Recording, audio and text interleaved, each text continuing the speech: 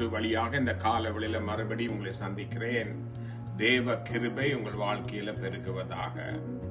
ஏசாயா 60ஆம் அதிகாரம் 1வது வசனம் சொல்றது எழும்பி பிரகாசி, உன் ஒளி வந்தது, கர்த்தருடைய மகிமை உன்மேல் உதித்தது என்று சொல்லி.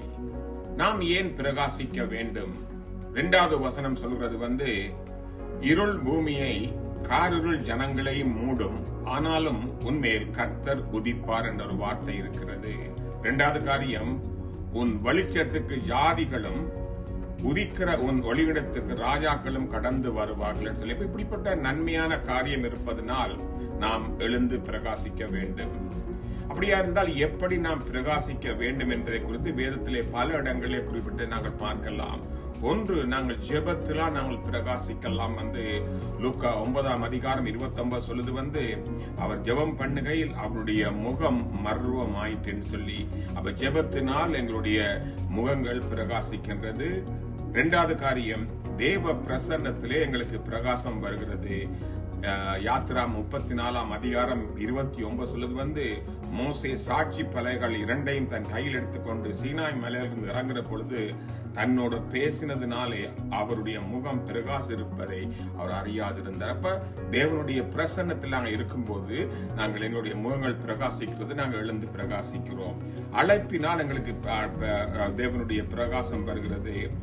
நீதிமொழி 4:18 சொல்லுது நீதிமான்களுடைய பாதை நடுப்பகல் வரைக்கும் அதிகமாய் பிரகாசிக்கிற சூரியனை போல இருக்கும் என்று. அப்ப நீதிமானை நாங்கள் மாறுவது தேவன் எங்களை கொடுத்த அழைப்பினாலே மாற்றப்படுகிறோம். பரிசுத்த ஆவியினால் எங்களுக்கு பிரகாசம். அப்போஸ்தலர் 6:15 சொல்லுது ஆலோசனை சங்கத்திலே உட்கார்ந்த அனைவரும் ஸ்தேவான் மேல் கண்ணோக்கமாய் இருந்து அவன் முகம் தேவதூதனை போல பிரகாசித்ததை கண்டார்கள். இதை கேட்டுக்கொண்டிருக்க அருமையான தேவனுடைய பிள்ளையே, உன்னுடைய வாழ்க்கையில முகம் பிரகாசிக்க வேண்டுமாயிருந்தால், அவருடைய பிரசன்னம் இருக்க வேண்டுமாயிருந்தால், ஜெபத்தில் அவருடைய பிரசன்னத்துல அவரோடு நாங்கள் நடக்கும் போது தேவன் நம்முடைய வாழ்க்கையில பிரகாசிக்கிற தேவனாய் இருக்கிற அந்த கால வேளையில ஒப்பு கொடுப்போம்.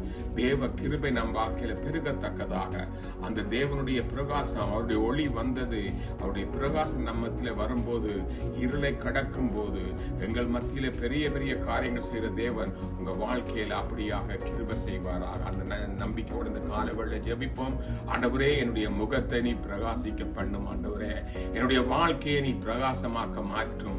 இந்த காரிருள் போன்ற இந்த உலகத்தில் நாங்கள் பிரகாசித்திருக்கிறதுக்கு உம்முடைய பசுத்த பிரசன்னம் எங்களை வழிநடத்துவதாக. ஆண்டவரே, இந்த உலகம் கொடுக்கிற வண்ணமாக அல்ல, நீங்க சொன்னீங்க ஆண்டவரே, இந்த பூமியிலே ஆண்டவர் நாங்கள் ஒளியாக நாங்கள் எங்களை வைத்திருக்கிறீரே, அந்த ஒளி எங்கள் மத்தியிலே பிரகாசிக்கட்டும். ஒரு சாட்சியுள்ள வாழ்க்கை வாழ ஆண்டவரே, எங்கள் குடும்பத்தில, எங்களுடைய வேலை செய்கிற இடங்களில், எங்களுடைய ஊழிய பாதையில என் கர்த்தர் எங்களோட கூட நடத்துவீராக. இந்த காலவெளியை ஒப்புக் கொடுக்கிறோம். கிருபை சூழ்ந்து கொள்ளட்டும். இயேசுவின் நாமத்தில் ஜெபிக்கிறோம் அருமை பிதாவே, ஆமென்.